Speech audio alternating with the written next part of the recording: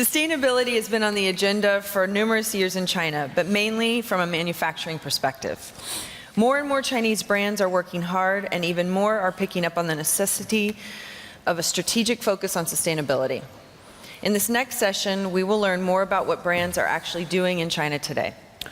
To give us a deeper insight, please welcome Dee Poon, Managing Director of Brands and Distribution, Esquel Group, Tana Dai, Deputy General Manager, ERDOS, Robby VP of Innovation and Business Development, JNBY, Shaway Yeh, Editorial Director, Modern Weekly, will moderate the session. Thank you.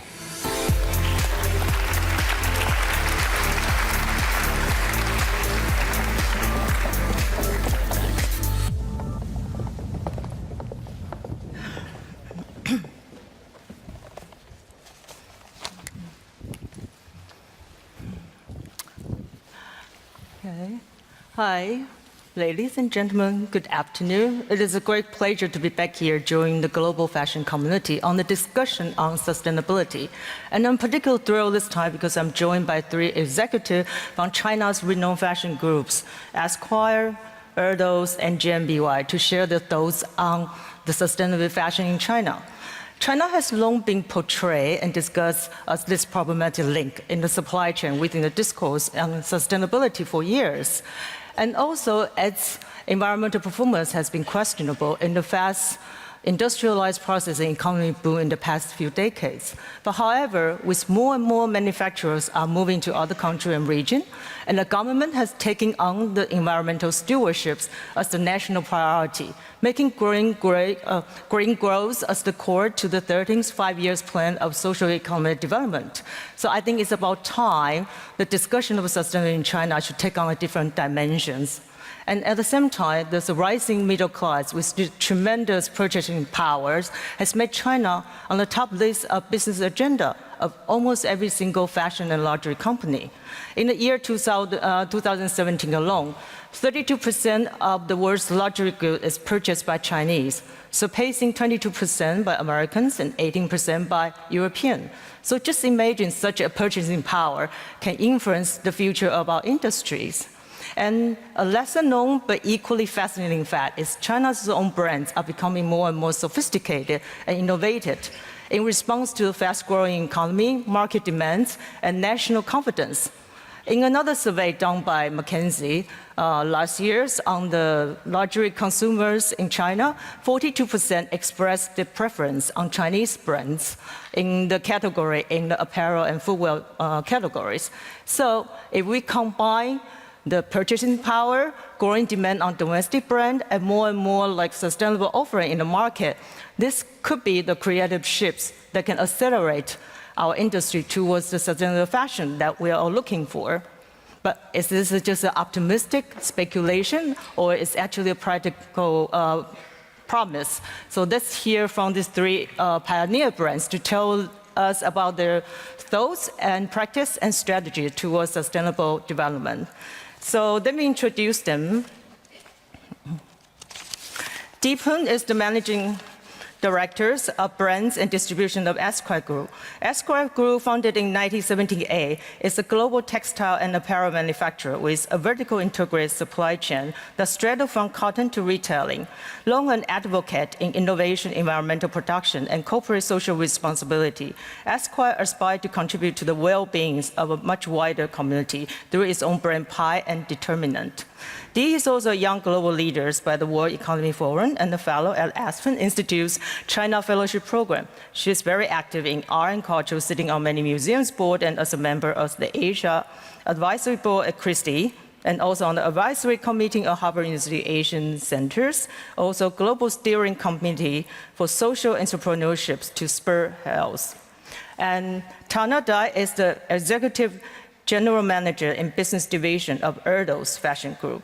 Established in 1979, so 1 year apart, ERDOS Group is one of China's top 100 private enterprises.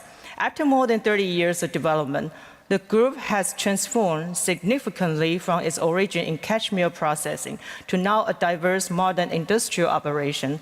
ERDOS Cashmere Group is the leading player in China's cashmere industry. The group boasts the world's largest scale of production, producing 30% of the world's cashmere and 40% of China's.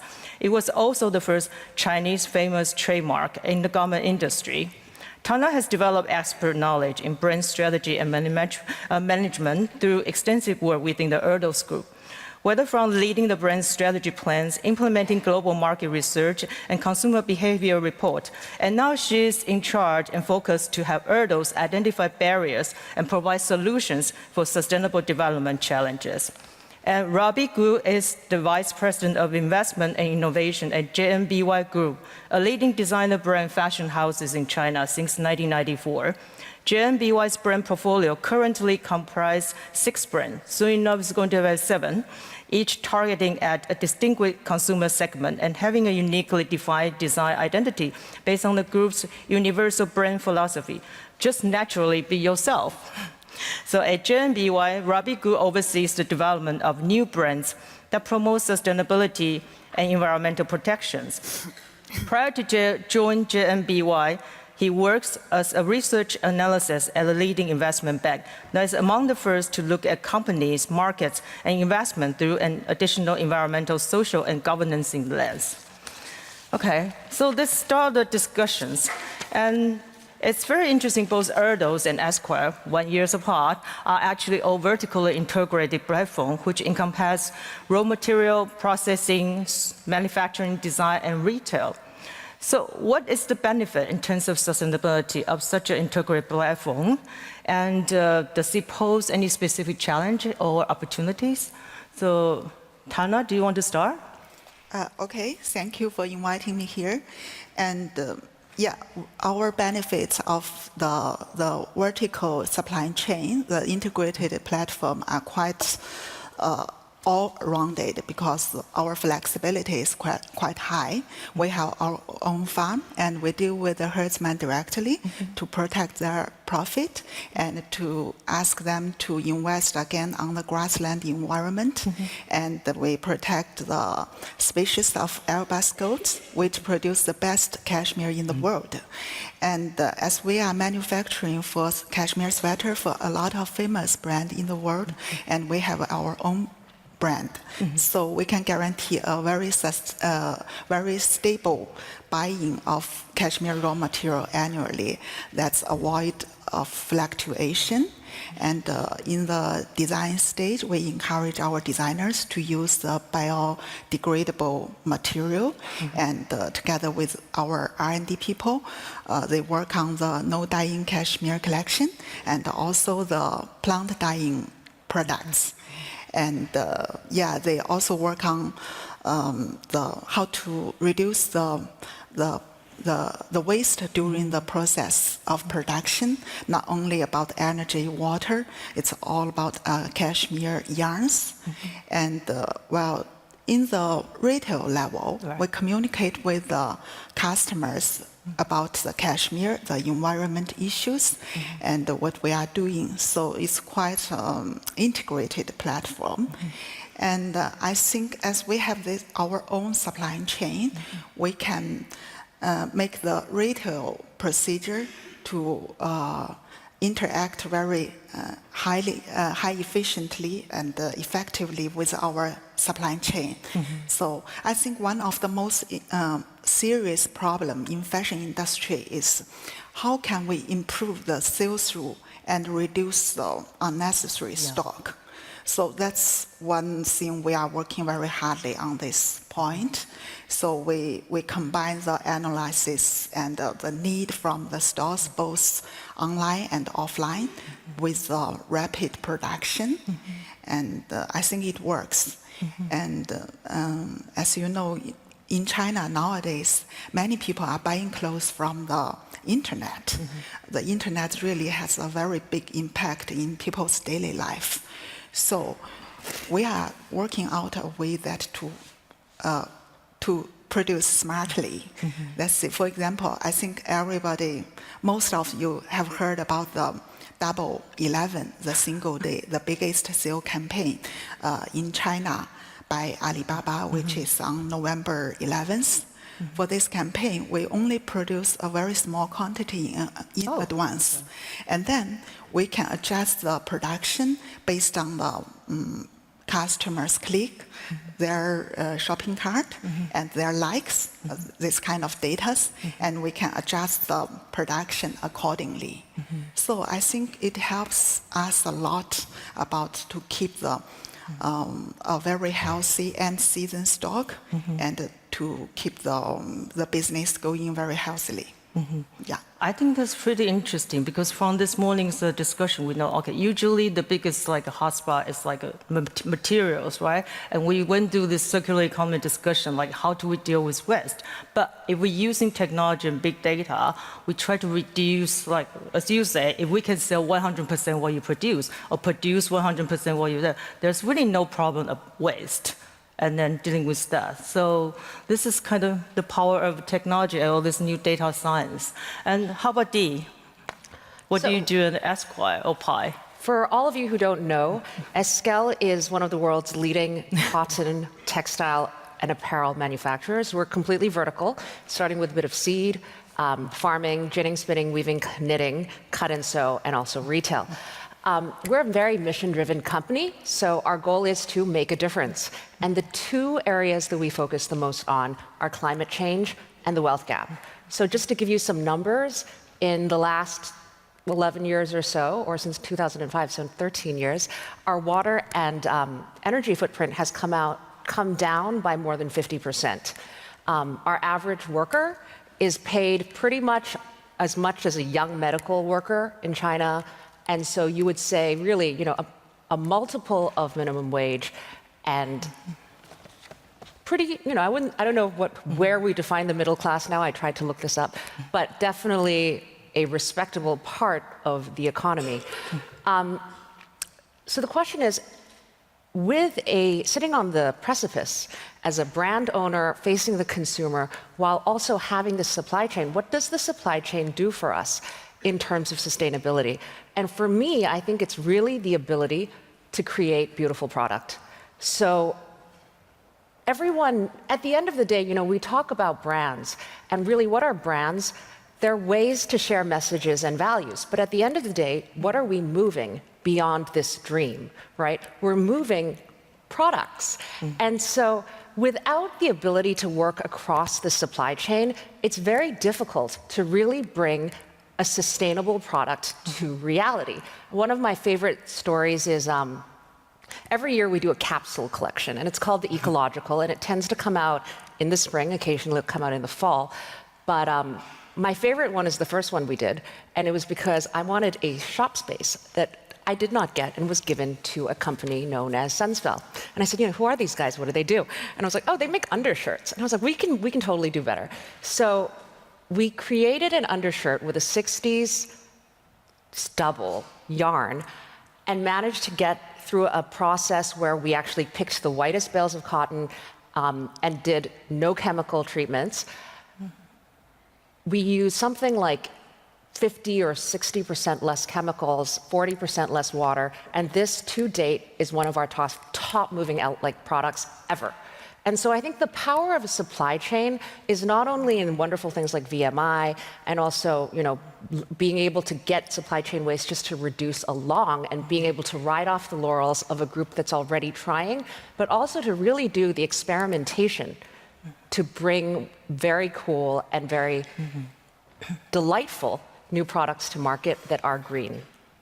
Right, I agree. I think actually it's not only just product. I mean, maybe from a media point of view, actually every product has its own story. It should have a life. It will make you have certain kind of emotional bond with it. So all this supply chain from the very original, either it's the farmers cultivate cottons or the super cute baby goats. So all this, all the way, it makes this product has its own life, its own story. And then you're trying to connect that with the customers, or let's not call them consumers. So may they have certain kind of bond with that product. And then I think that's what, in a way, it's the other things we're talking about sustainability, like things which can last, but only things which has emotions and wisdoms or life can last, right? So let's go to Robby. So when JNBY choose to launch a new brand, so why is sustainability an important considerations? Because that wasn't in the company portfolio before. So how do you see a major opportunity in the market, and how does it influence your overall branding? Yes, Shaway. Even before we founded this new brand, when the group was first founded in 1994, from the very beginning, we were known for natural fabrics. And our chief creative director, Miss Li Ling, she then took the radical approach to use more costly but earth-friendly dyeing processes for her own collection. And it's not just an ethical decision, it's a business decision, because when we have our collection, there are a lot of copycats out there trying to copy our design. And while it is easier for them to copy our looks, it's harder for them to imitate the fabric and the craftsmanship. So our consumers, when they walk into our store and when they touch, feel, and smell fabric and product, they know the difference, and they know our products can stand the test of time. So that's how we developed our business over the last 20 years, and now we have over 2 million fans on social media for the whole group, and we have a very loyal customer base. 67% of our revenue are generated from these VIP customers. So, sustainability practices were implemented in the group here and there, bits and pieces, throughout our history. But since beginning of this year, when we started to think about launching a new athleisure and gender fluid brand, we challenged ourselves and said, we want to put an overarching sustainability approach to the whole brand, and we want to make it right from the beginning, from design, from sourcing to operating, marketing, educating consumers, and as well as the end of use strategy. So we found a German designer, Tilman Lauterbach, and he really put a lot of thoughts into this collection. And the jacket I'm wearing today is actually a product from him that well, that's really that uses. Right? Because I understand the collection is not going to launch until September. Yes, in September. So this is a blue sign approved fabric from a Swiss supplier, and in fact, 60% of our material used are recycled, and the remaining 40% the synthetic parts are all from all certified, blue sign certified or above, and the natural fabrics are all organic. So again, this is not just an ethical decision. It's a business decision, because we know that athleisure and sustainability are two mega trends that's going to power the fashion industry for the next many years to come. So, but do you think your customers are ready for things because it's totally new, because I think we talk about like consumers or customers, right? And then one of the things, like people before they only look at China as workers, now they look at China as a consumer, as if there's no creative people or designers or whatever out there. But let's talk about consumers. So Dee and I, we have this discussion like, does consumer really want sustainable product? And if you think they are, why? If you don't think they want to, you want to push to them, how do you engage them and pick their interest? I mean, I always go back. Great product is great product. I do not believe that the majority of consumers will pay more for sustainability or will not buy something because it is not sustainable. But that does not mean that today, as brand owners, as manufacturers, we cannot give them great product that is sustainable. And I think that's the strategy we've always taken, rather than saying it's sustainable, but you have these other trade-offs. And I'd like to ask Tana, because I think ERDOS is one of the most well-known heritage brand in China, because in the 80s, you already have that famous TV commercial. So everyone identify ERDOS with cashmere. And then, so how do you communicate your brand values or the specialty? Because cashmere, it sounds like it's quite a natural fabric, right? So is this natural fit for sustainability, or is actually not? Actually, because ERDOS has more than 30 years history, which is not a big number here, but in China it's very long. a longer time. And we have a very massive consumer base and all over China. And by our matured and high coverage of the distribution channel, we can outreach them quite easily. But I think the consumer in China, they understand the sustainability, fashion sustainability in their own way. And of course, they have very different understandings. As you know, our Chinese people, we have a tradition of frugality, and they want to use things for a longer time and less waste. I think it's a kind of very good concept for sustainability. In ERDOS, we have our laundry and caring center, which we serve our VIP customers. We help them to wash their sweaters, and we repair the sweaters. And it's quite often we get some requests from the customers. They send us the sweaters they bought 20 or 30 years ago, and we repair it, we send it back. So I think we have our special understanding of sustainability. Okay, I think the time is very easy to go on. So we just have to round out with one sentence. So is there one thing you would like to promise to your customers? What would that be? It's such a hard question. Okay, we'll start with Robby. Well, I think we're running over time, but just want to add on to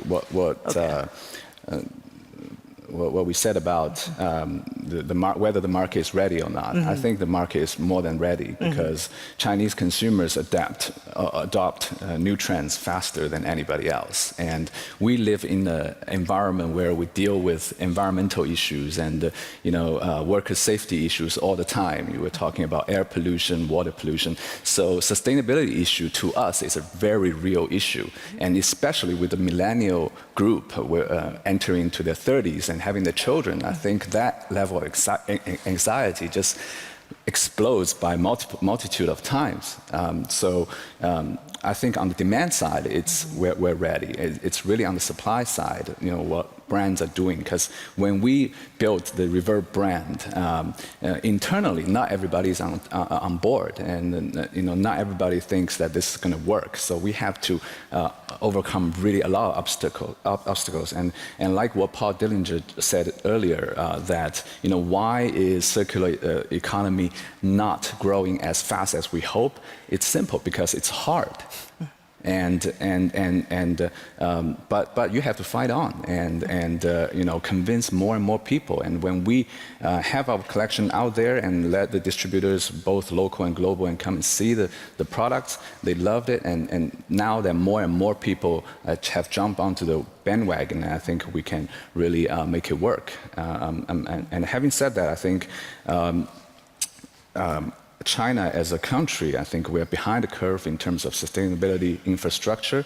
So I'm really humbled by this opportunity to be here in Copenhagen and learn from so many brands that are ahead of us in terms of the sustainability approach. And really thank you from the bottom of my heart. Okay, I think we're really running out of time, so we just, I think that's why, as many parties say, like cooperation is not the only way, but one of the most important ways to achieve sustainability. And so that's why we're all here today. And I do believe China has this, in a way, maybe not so much in the material side, but China is very good in solving social problems. So they're usually, because they have so many social problems they need to solve, so usually they come up with the most advanced technology. Look at WeChat and all this kind of shared economy things. So maybe it's more like a practical promise than just a speculation. Thank you, everybody, and thank you for the panelists.